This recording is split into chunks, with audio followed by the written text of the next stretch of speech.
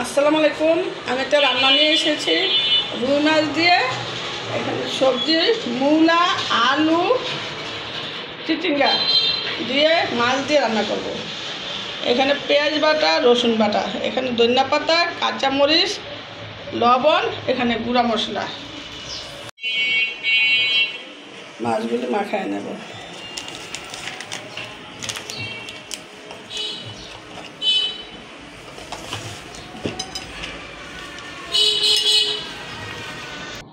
তাওয়াটা গরম হয়ে গেছে, তেল দিয়ে দিই।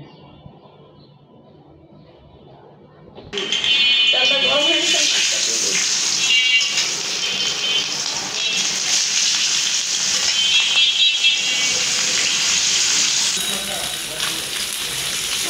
একটু হয়ে গেছে, উল্টাই দিই।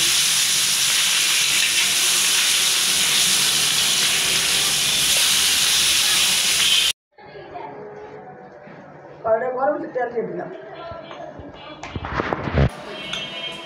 তেলটা গরম হয়েছে, মশলাটা দিয়ে দিলাম।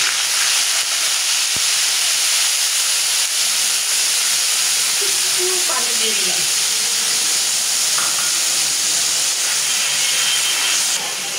লবণ দিয়ে দিই, হলুদ দিয়ে দিলাম, মরিচের গুঁড়ো দিয়ে দিলাম। ধোলা হয়ে গেছে, এখন তরকারি দিচ্ছি।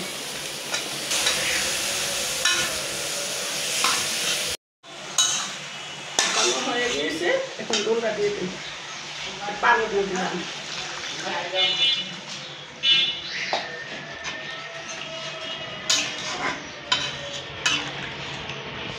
দিয়ে দিলাম, মাছ দিয়ে দিলাম,